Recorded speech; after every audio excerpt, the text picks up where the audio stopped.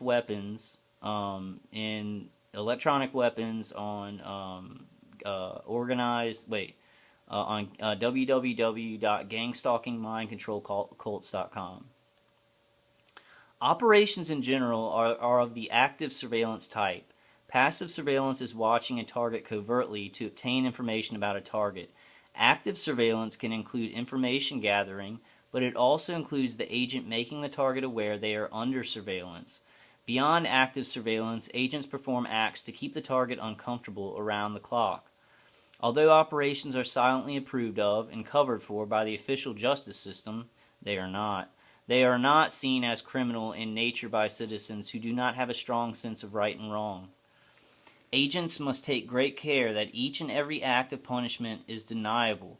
This means that should the target complain to the police or any other officials or friends, neighbors, family members, or doctors, the nature of the punishment must be seen as the target's overactive imagination, or better yet, an indication the target is mentally ill. The system has worked for years to recruit the medical establishment to help maintain deniability, and today most targets are immediately labeled as mentally ill and often forced onto antipsychotic medication when they complain. But their agents must still do their part skillfully to perform acts of punishment, so that almost anyone the target complains to will deny a crime against the target has taken place. As an agent, you will be trained in how to do this. So this is from documents that Dr. Ronnie Kilda got from a source, training gang stalkers and these people who do this active surveillance. The system has been blessed with advanced technology which enables heavy punishment at times the target is in their home, silently through walls, and this is very deniable. Agents must pass their initial training and demonstrate a high level of commitment to maintain community safety and the ability to operate deniably before they will be considered for advanced electronic punishment training. Electronic punishment training is beyond the scope of this manual. The organization is very fortunate in that we have been able to recruit top specialists to back up field operations people. Psychologists are the key to finding ways to maximize feelings of stress and hopelessness in the target, and degrading the target's health from many individual minor invasive punishment acts. Technicians in all fields, telecommunications, electric power, building electrical and alarm systems, and utility employees in all fields use their positions to inflict many absolutely normal-looking problems on targets on an ongoing basis. And of course, the services of many skilled locksmiths are invaluable in this. As a community-based agent, CBA, you will have the privilege of working with a team capable of delivering better justice than the official system. Wow, this is scary stuff. This is scary stuff that she got from a source, classified source, documentation. So number 2, surveillance. Surveillance is the foundation of all operations. Both community-based agent, CBA, visual surveillance, and advanced electronic surveillance are used. This chapter will cover only local agent visual surveillance. Your local lead agent will schedule surveillance watches for each target in that community. Every target will have at least one CBA watching them at all times, even while at home and asleep. Each CBA surveillance team will be given a cell phone number for reporting target actions and movement to the Local Control Center, CC.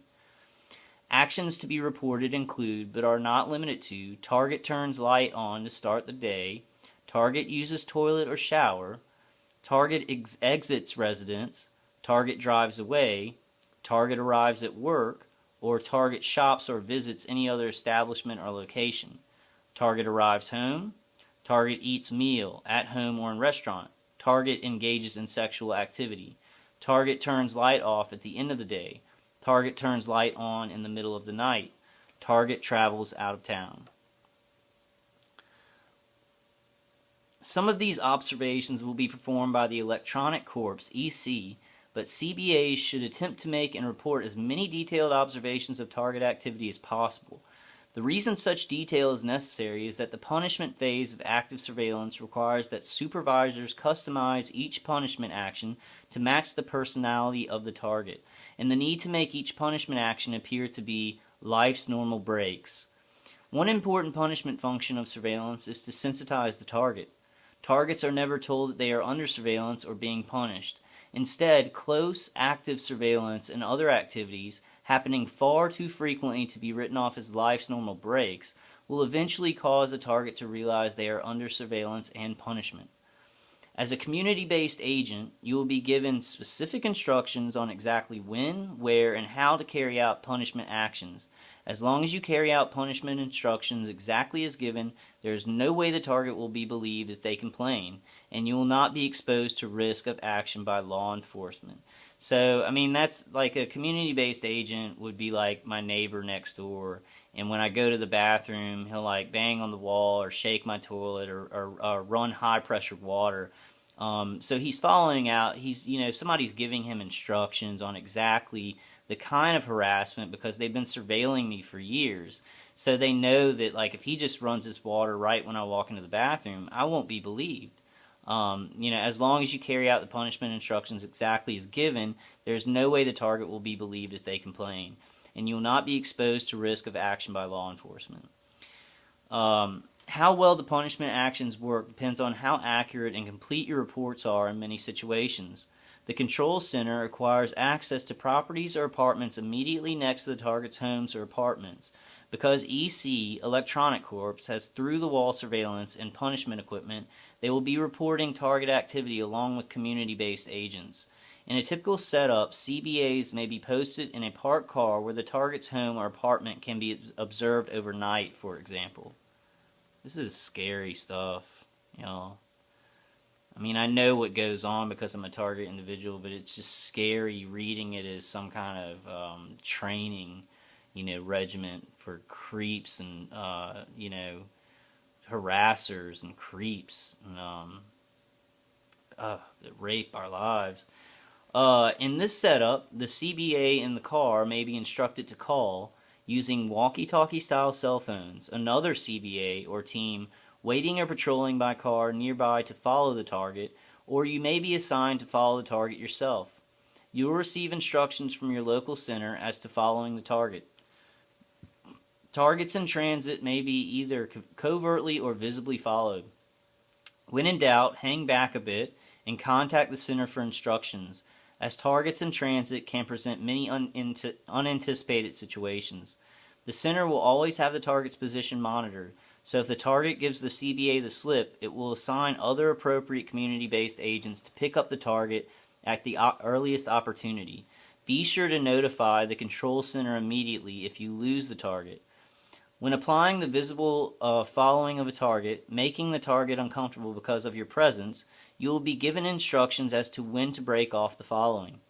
Another CBA or CBA team may pick up the visible following, but once you have broken away, they advise that you are clear and ready for the next assignment. Number 3, intercepts. Intercepts are where community-based agents, CBA, will appear to just coincidentally cross paths on foot with the target. I have that a lot. I have the intercepts a lot with my with vehicular stalking, but also with my patrolling. It seems like they use intercepts the most, where it's like the same person you cross path with over and over again.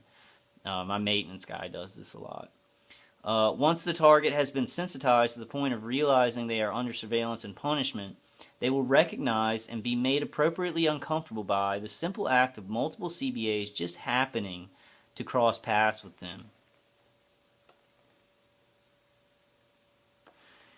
Your local control center will instruct you as to how you will be cued to perform an intercept. Often you will have an on-site supervisor, OSS, position you and give you hand signals as to when to start your movement to intercept the target. Because targets moving about aren't always totally predictable, the success of CBA intercepts depends heavily on the electronic corps who have means of monitoring the exact whereabouts of every target, and through computer programs predict exactly when and where a target will be as they move about the community. Your local OSS has a special means of receiving instant, silent instructions for the center. Now I would say a lot of that has to do with remote neural monitoring and remote surveillance and kind of trying to predict your patterns and what you usually do, and then getting in contact with the center, and then the center gives instructions to these CBAs. Intercepting CBAs may be asked to perform one of the following forms of intercept. Simple path crossing, requiring the target to take evasive action to avoid collision. Multiple CBAs sometimes perform this several times during a single outing by a target. On foot, walking for an extended period on the opposite side of the street from walking target. Number 3, arriving at a place known to be a favorite of the target and simply occupying that place just as the target is about to arrive. Restaurants, parks, public facility seating, even bus seats are examples.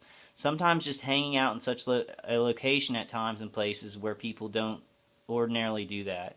And I've had that happen. I go to a comic book store very, very close by to my house, and I've gone in there at times, and there was somebody who works for Coca-Cola who I was actually part of the board of the charity I work for. And after I stopped working for the charity, I saw him a lot more. But he kind of, after a while, it was like after a couple of times, I think he caught on. And probably, I haven't seen him around at all. But I've had that a lot with people just hanging out in places where I go a lot. Number 4, smoking, coin jingling, whistling, or toe tapping near the target at a location where the target is known to need to stand, as to wait for the bus, or standing right behind a target at a water fountain. Number 5, a group, as many as a dozen CBAs, may be assigned to arrive at a store just ahead of a target and form a queue ahead of the target, spending time buying lottery tickets to delay the target. The target is very tired and eager to get home after work, for example, or in a hurry.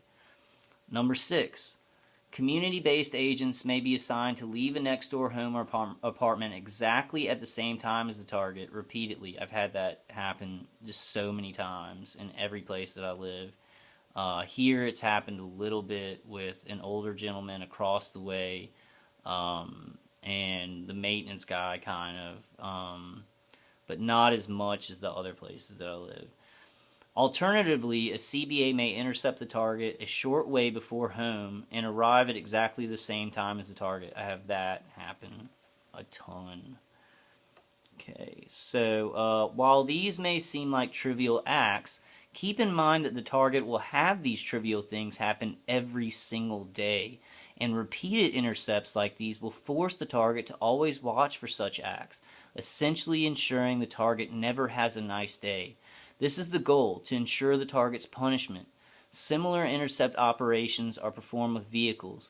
The center can schedule these every day to target commutes and both to and from work.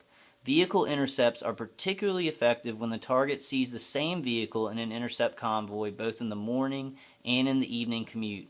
Because vehicle intercepts can be dangerous, CBA assigned to vehicle intercept duty must successfully complete a special training course prior to actual assignment.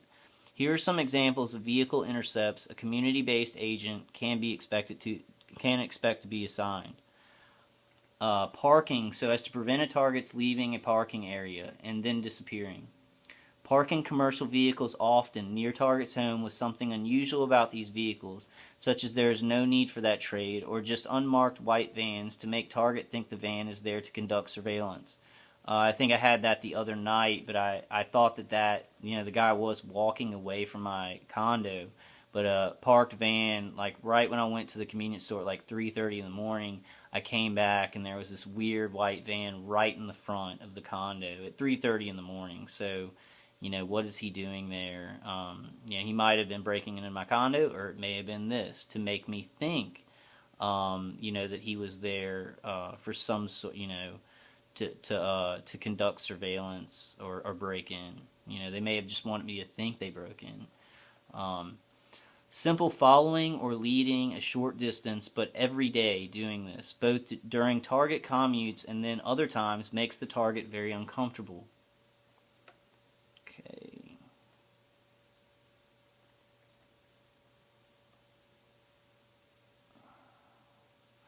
Passing a side street stop sign, then stopping an uncomfortable distance into oncoming traffic, just as target is about to arrive at the side street, causing the target to have to slam on the brakes.